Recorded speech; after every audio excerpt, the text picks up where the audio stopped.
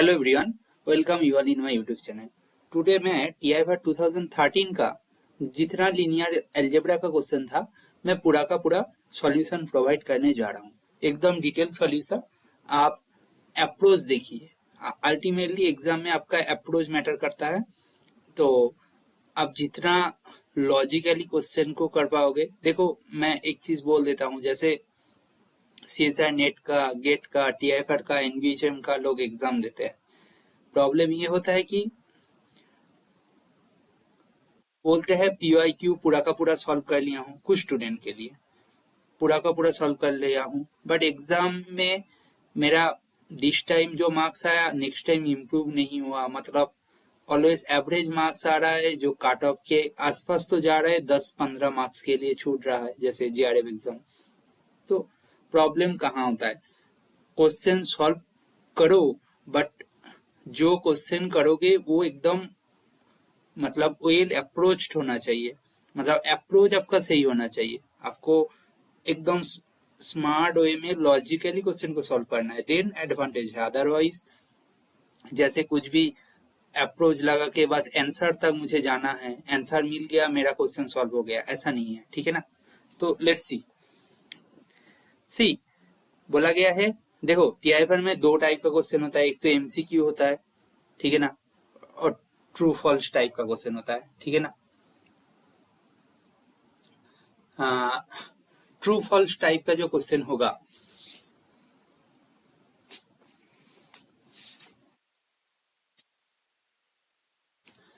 True false type का question को कैसे सॉल्व करें? हेलो, हाँ, देखो ये क्वेश्चन को देखते हैं। क्वेश्चन में क्या दिया है?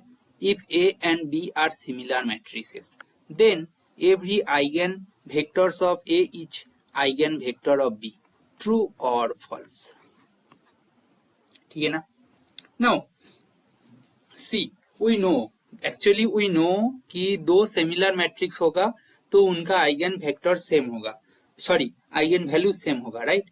बट उनका आइगन वेक्टर सेम होगा ऐसा हम लोग बोल नहीं सकते। हम लोग ऐसे लीनियर अलजेब्रा में बहुत देखे हैं, एक दो बार कुछ जब छोटे थे, मतलब जैसे बीएससी का लीनियर अलजेब्रा स्टार्टिंग में हम लोग सिमिलरिटी वगैरह, आइगन वैल्यू, आइगन वेक्टर पढ़ते थे। उस टाइम पता था कि आइगन वैल्यू तो सेम हो जाते हैं, बट ऐसा एग्जाम्पल तो मिल ही जाएगा, सिमिलर मैट्रिक्स का आइगन वैल्यू सेम है, आइगन स्पेस का डायमेंशन सेम होगा, बट ऐसा नहीं है कि दोनों का आइगन वेक्टर सेम हो जाएगा। ऐसा बहुत सारे काउंटर एग्जाम्पल मिल जाएगा। ठीक है, लेट्स सी। मैं एक एग्जाम्पल लेता हूं। एक्चुअली एग्जाम्पल से देखो ये फॉल्स होगा, आपको पता है, बट एक एग्जाम्पल मैं चेक किया हूं तो वो एग्जाम्पल ऐसे आपको रैंडमली मिल जाएगा। दो सिमिलर मैट्रिक्स लेता हूं, देखो 3 minus 5 minus 3, 2 minus 2, and B एक मैट्रिक्स ले लेता हूं जो है 4 0 0 माइनस 1। इनका आइगन वैल्यूज क्या है? इनका आइगन वैल्यूज क्या है? इनका आइगन वैल्यूज क्या है? देखो सी, ए माइनस लैम्डा आई करो,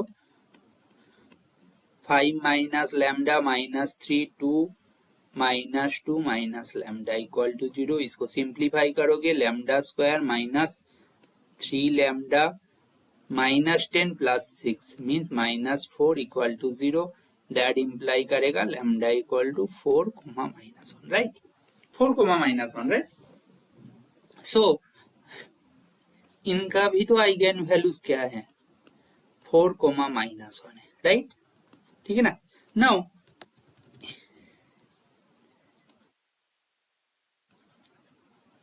A and B are similar, तो यहाँ पे जो A and B लिया हूं, A and B they are similar, इसका मतलब मुझे क्या दिखाना है? Every eigen vector of A is a eigen vector of B, right? Definition क्या है? डेफिनेशन क्या है? A एक मैट्रिक्स है, उनका corresponding eigen value lambda, and lambda eigen value के लिए आइगन वेक्टर x है। देन क्या लिखते हैं हम लोग? A X equal to lambda X लिखते हैं ना। सो यहाँ पे आइगन वेक्टर पता है वो नॉन जीरो होता है। ठीक है ना? नाउ कैसे निकालोगे? For lambda equal to -1 A plus A minus lambda I, ठीक है ना। इसका मतलब क्या, लैम्डा का वैल्यू -1 है तो ए प्लस आई हो जाएगा। ये मैट्रिक्स क्या होगा देखते हैं। 5 + 1 मीन्स ये 6 हो जाएगा, सॉरी एकदम लिखते हैं 6 हो जाएगा। ये -3 होगा, ये 2 होगा और ये -1 होगा। यहाँ से क्या लग रहा है, x का वैल्यू 1 होगा ना, 1,2 क्लियरली दिख रहा है ना।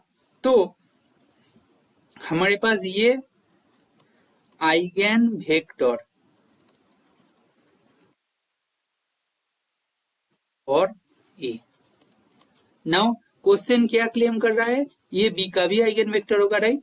नाउ बी एक्स कैलकुलेट करके देखते हैं, राइट। बी क्या था, डायगोनल से 4 -1 0 0 था, और 1 2 कैलकुलेट करके देखते हैं क्या बनेगा।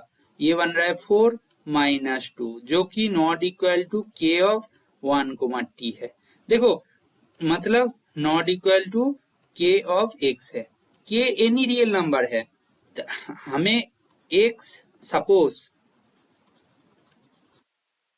X be an eigen vector of B, that imply करेगा क्या, B X equal to K X for some K in अ, हमें एक आइगेन वैल्यू तो चाहिए जो ये होल्ड हो रहा है, ये तो कभी नहीं होल्ड हो रहा है।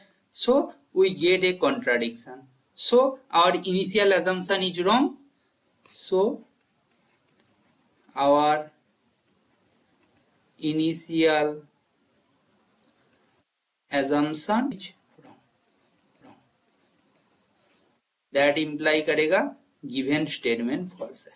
समझ रहे हो। सो ए बी में दो मैट्रिक्स लिया हूं, कौन सा ए क्या है, फिर से लिख रहा हूं 3 -3 5 -3 2 एंड बी लिया हूं क्या 4 0 0 -1। They both are similar, but A के लिए एक आइगन वेक्टर एक्स मिल रहा था जो कि ये बी का आइगन वेक्टर नहीं है, ठीक है ना। मुझे वही चाहिए था कि बोला गया था every eigen vector of A is must be an eigen vector of B, तो गिवन जो स्टेटमेंट था वो फॉल्स है, ठीक है ना, क्लियर। नेक्स्ट जो क्वेश्चन है ये है 39 नंबर क्वेश्चन। ए भी A complex n cross n matrix है and A square equal to A है, then rank A equal to trace है। हमें पता है कि ए आइडेम्पोटेंट होता है तो रैंक ए ट्रेस ए हो जाता है, ठीक है ना। तो आप सीधे सीधे लिख दोगे ये तो ट्रू है, ये तो आंसर हो गया। बट इसका अप्रोच क्या, कैसे आप लॉजिकली इसको प्रूव कर सकते हैं, देखो लेट्स सी आंसर एकदम लॉजिकली स्टेप बाय स्टेप। यहाँ पे कुछ भी याद रखने वाला कुछ है नहीं, ठीक है ना। A matrix satisfy A square equal to A. इसका मतलब क्या है, इसका मतलब minimal polynomial of A must divide x square minus x. इसको सेटिस्फाई कर रहा है एनिहिलेटिंग पॉलिनोमियल, एनिहिलेटिंग स्पेलिंग कुछ भी है, एनिहिलेटिंग पॉलिनोमियल, राइट, ए के लिए। तो मिनिमल पॉलिनोमियल जो होगा वो x माइनस एक्स को डिवाइड करेगा कि नहीं, राइट, x माइनस एक्स को डिवाइड करेगा कि नहीं। तो इसका मतलब क्या है, मिनिमल पॉलिनोमियल क्या क्या हो सकता है, आइदर x और x माइनस 1 और x इंटू एक्स माइनस 1, यही तो हो सकता है। आइदर x होगा और x माइनस 1 होगा और x इंटू एक्स माइनस 1 होगा, तीनों चॉइसेस होगा ना, राइट। नाउ सी 1 बाई 1 देखते हैं।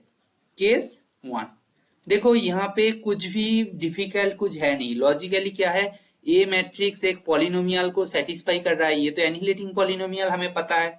मिनिमल पॉलिनोमियल ऑलवेज इसको डिवाइड करेगा, तो मिनिमल पॉलिनोमियल इसको कैसे लिख सकते हैं, x इंटू एक्स माइनस 1। इसको मिनिमल पॉलिनोमियल डिवाइड करेगा तो आइदर x होगा और x माइनस 1 होगा और x इंटू एक्स माइनस 1 होगा, तीनों ही केस है ना, और कुछ हो सकते हैं क्या। So if minimal polynomial of x is x, suppose this one, ठीक है, सपोज मान लिया। इसका मतलब क्या है, मिनिमल पॉलिनोमियल क्या है, मिनिमल शॉर्ट में लिख रहा हूं, मिनिमल पॉलिनोमियल क्या है, is linear, means linear factor में है ना, ये तो लीनियर फैक्टर में इन फैक्टर लिख देते हैं, ठीक है। देखो मतलब समझ में आया ना कि जो जब मिनिमल पॉलिनोमियल दिस वन है तो minimal polynomial is linear always. Minimal polynomial linear होता है तो ये क्या होता है, डायगोनलाइजेबल होगा, डायगोनलाइजेबल होगा, डायगोनलाइजेबल होगा। इसका मतलब क्या है, a equal to zero, A equal to zero होगा, राइट, है ना। तो ए डायगोनलाइजेबल है and minimal polynomial this one है तो ए इक्वल टू जीरो होगा, दिस वन होगा तो रैंक ऑफ ए क्या होगा, रैंक ऑफ ए जीरो होगा, ट्रेस क्या होगा, सम ऑफ डायगोनल एंट्रीज वो भी जीरो होगा, दिस केस में तो होल्ड हो रहा है, clear.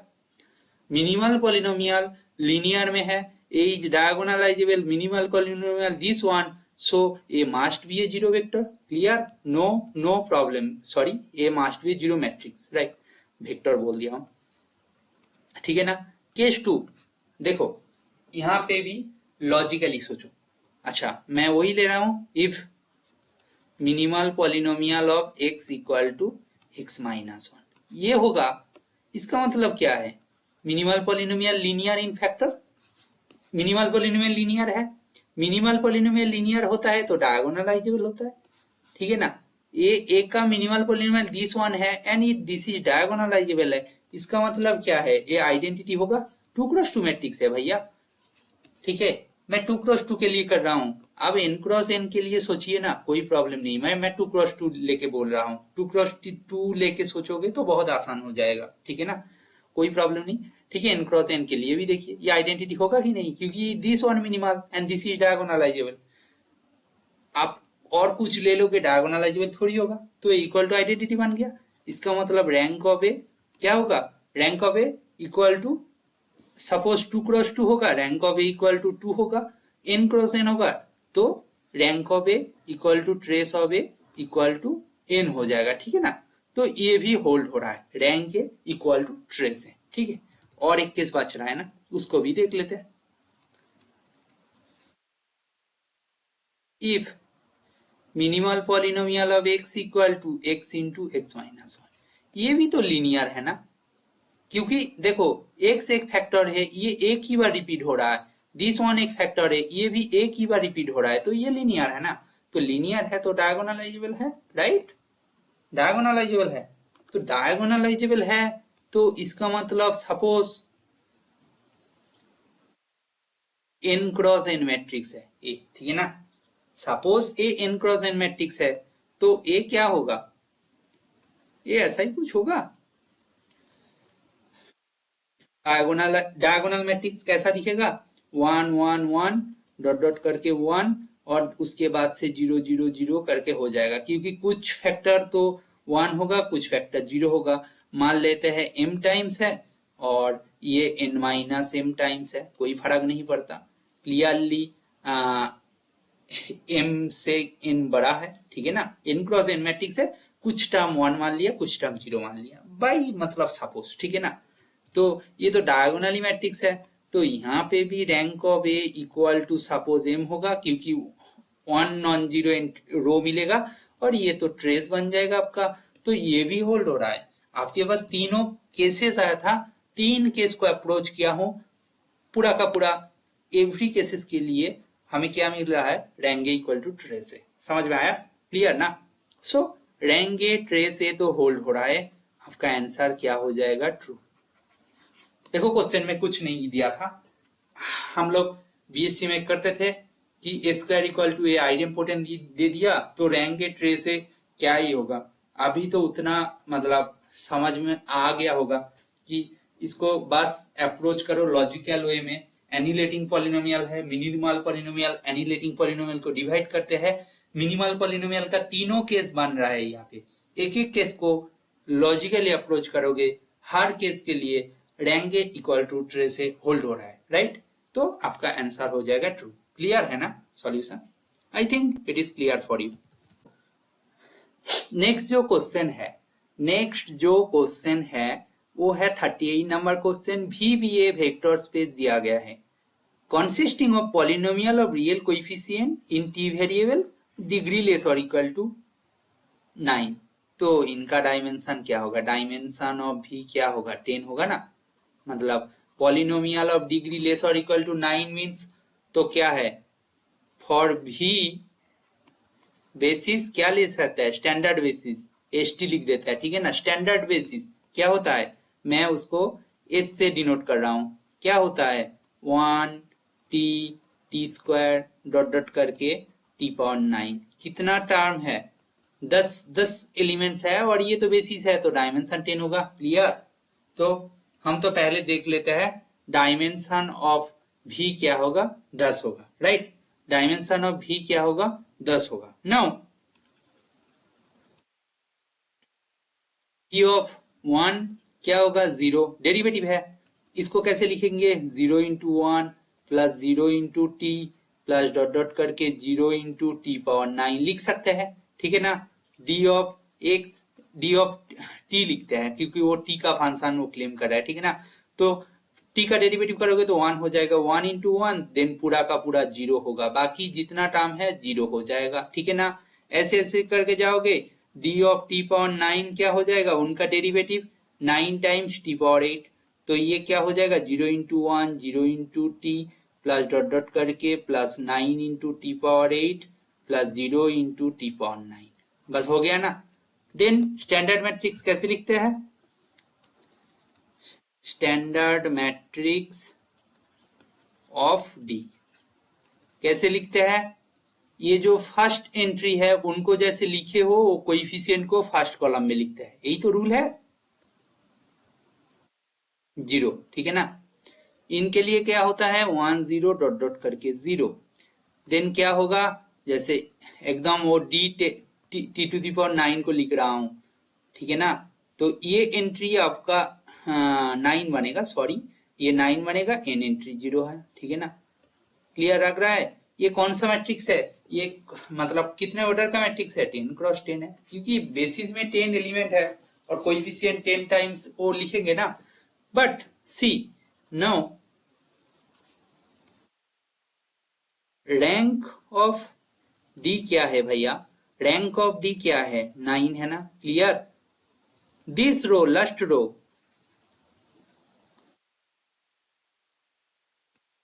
B a zero vector, देखो जीरो वेक्टर, सी दिस जो रो है ना ये तो जीरो वेक्टर है ना, तो बाकी क्या होगा उनको देखने का कोई जरूरत नहीं। देखो यहाँ पे पाइवोटल मिलेगा, यहाँ पे कुछ 2 मिलेगा पाइवोटल, ऐसे ऐसे करते जाओगे तो ये मिल जाएगा। तो 9 तो पाइवोटल एंट्री मिल रहा है, रैंक तो 9 है, तो रैंक 9 है तो डिटर्मिनेंट ऑफ डी क्या होगा, 0 होगा। रैंक 9 है तो डिटर्मिनेंट ऑफ डी 0 होगा, और D minus lambda I equal to 0, ठीक है ना।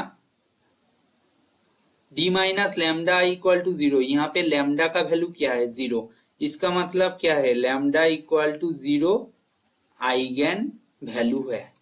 तो डी मैट्रिक्स के लिए lambda equal to 0 eigen value है। क्वेश्चन में क्या दिया है, क्वेश्चन में दिया है 0 is an eigen value of D, तो मैं एकदम आर्गुमेंट वाइज लिखा हूं, एट द एंड मुझे डेफिनेशन मिल रहा है dx equal to lambda X होता है, दिस इज हमारा आइगन वैल्यू है ना, डेफिनेशन क्लियर है आपके पास। तो 0 आइगन वैल्यू हमारे पास मिल रहा है, तो आंसर क्या हो जाएगा आपका, आंसर हो जाएगा ट्रू, ठीक है ना। क्लियर, बिल्कुल क्लियर, साफ साफ दिख रहा है 0 is an eigen value of D. Clear, एकदम क्लियर होगा क्योंकि अप्रोच जो है एकदम बेसिक है। क्या करना है, भी बोला गया है पॉलिनोमियल ऑफ डिग्री लेस और इक्वल टू 9, मैं एन में फिर से रिपीट कर रहा हूं प्रोसीड्यूर बिकॉज आपको समझ में आए, ठीक है ना। लेस और इक्वल टू 9 इसका मतलब उनका जो बेसिस होगा 1 टी स्क्वायर टी पावर 9, तो 10 एलिमेंट्स है, 10 बेसिस में जितना नंबर ऑफ वेक्टर होता है वही उनका डायमेंशन बनता है, तो dimension of v equal to 10, right. तो देन हमें पता है कैसे स्टैंडर्ड मैट्रिक्स निकालते हैं। स्टैंडर्ड मैट्रिक्स का रैंक दिख गया 10 से छोटा है, 9 है, 9 है कोई मतलब नहीं है, एक 0 रो मिल गया उनका रैंक 10 से छोटा है, इसका मतलब उनका डिटर्मिनेंट 0 है। डिटर्मिनेंट 0 होता है, 0 must be an eigen value होता है, that's why zero is an eigen value of D, right, clear. तो आपका ये क्वेश्चन का आंसर होगा ट्रू। ओके, ये जो क्वेश्चन था क्वेश्चन नंबर 8, देखो क्या बोला गया है, क्वेश्चन क्या है पहले पढ़ लेते हैं, ठीक है। A real square matrix A is similar to a diagonal matrix, okay. A real square matrix A is similar to a diagonal matrix and satisfy this one, then A must be a zero matrix. Let's see.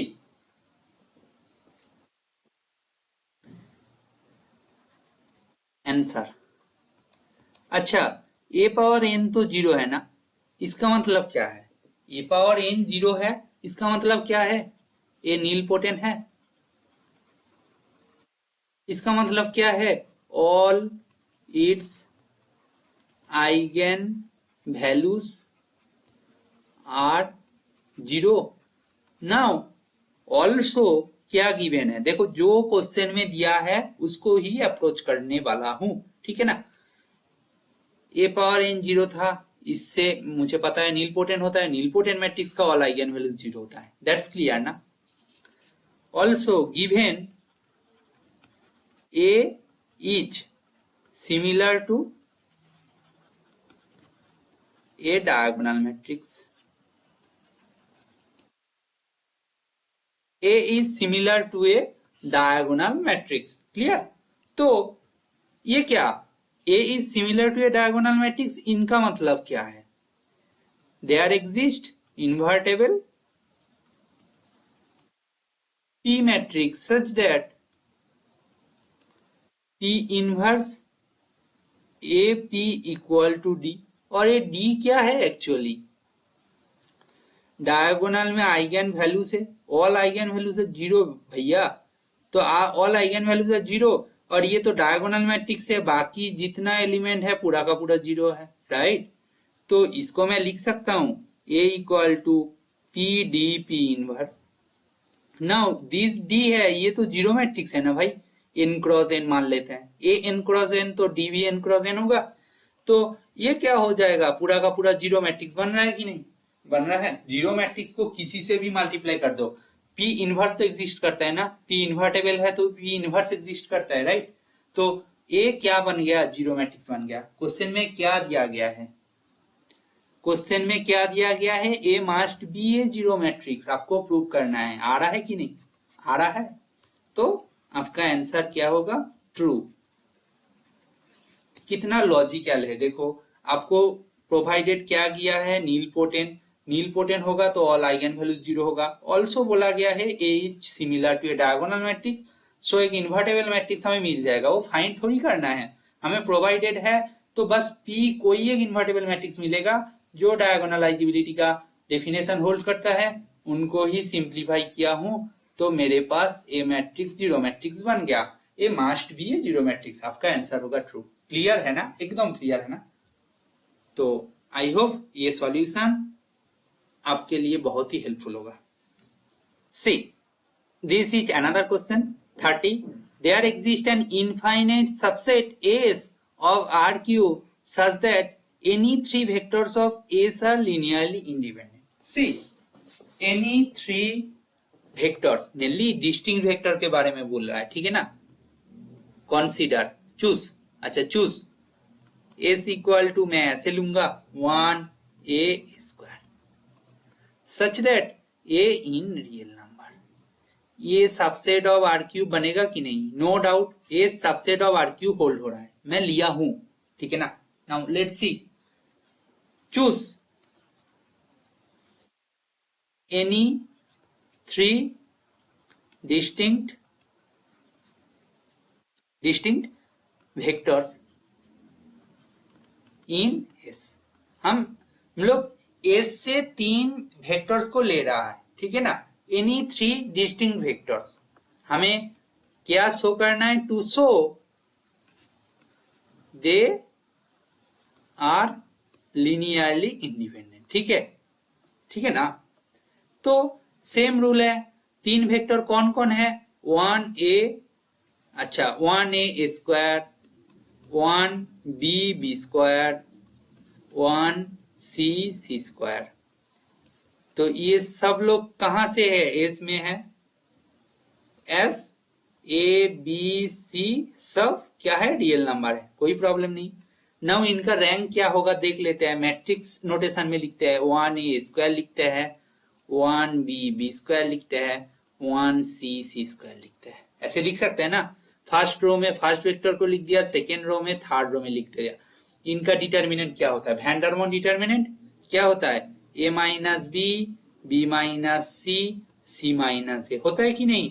Now given क्या है, a not equal to B not equal to C. देखो यहाँ पे लिया हूं distinct, distinct का मतलब क्या है, ए बी सी इक्वल हो जाएगा तो, और ए और बी इक्वल हो जाएगा तो थोड़ी ना दे आर डिस्टिंक्ट होगा। मैं बोला हूं तीनों को तीनों डिस्टिंक्ट है, राइट। तो इसका मतलब इनका जो डिटर्मिनेंट है नॉन जीरो है। इसका मतलब ये जो सपोज ए मैट्रिक्स है, इसका मतलब रैंक ऑफ ए क्या है, रैंक ऑफ ए 3 है। इसका मतलब क्या है, 3 vectors are linearly independent. Any 3 vector को ले लीजिए आप, ऐसे एक सबसेट एस तो मिल ही गया, ये एस के लिए एनी 3 डिस्टिंक्ट आइगन वेक्टर ले लीजिए, they must be linearly independent. आपका आंसर क्या हो जाएगा, ट्रू। देखो जो सॉल्यूशन सीरीज प्रोवाइड करने जा रहा हूं, आपको कॉन्सेप्ट के लिए ही बोल रहा हूं, ठीक है। आपका कॉन्सेप्ट क्लियर हो जाए तो देन बहुत अच्छा है, क्योंकि एग्जाम में अभी दिन दिन क्वेश्चन का लेवल बहुत हाई होता जा रहा है। मतलब आपको बेसिक चीजों के ऊपर क्वेश्चन पूछा जा रहा है, स्ट्रेट फॉरवर्ड रिजल्ट है नहीं, ठीक है ना। तो आपको आर्गुमेंट आता है, मतलब क्वेश्चन का मीनिंग समझ में आता है, और उसको छोटा छोटा एग्जाम्पल लेके और स्मार्ट वे में डेफिनेशन यूज करके कैसे एंड तक जा सकते हो, वही उनको चेक करना है, ठीक है ना। तो आपको ये जो अप्रोच है, आपको बहुत सारा डाउट क्लियर हो जाएगा और एग्जाम हॉल में तो कॉन्फिडेंट आ जाएगा, ये तो मैं बोल सकता हूँ, ठीक है ना। देखिए आप रियल रिव्यू दीजिए, ये सॉल्यूशन सीरीज आपको आज मतलब अच्छा लगे तो दोस्त लोगों के साथ भी शेयर कीजिए। ये मेरा नया चैनल है, तो मैं पहले कुछ दिन पहले तो स्टार्ट किया था, बट कंटिन्यू नहीं कर पाया था, मेरे पास प्रेशर होता था, तो कॉलेज का प्रेशर था तो टाइम नहीं मिलता था, तो इसीलिए। बट अभी मैं कंटिन्यू करूंगा। तो ये वीडियो आपको अच्छा लगे तो please like share and subscribe. Thank you.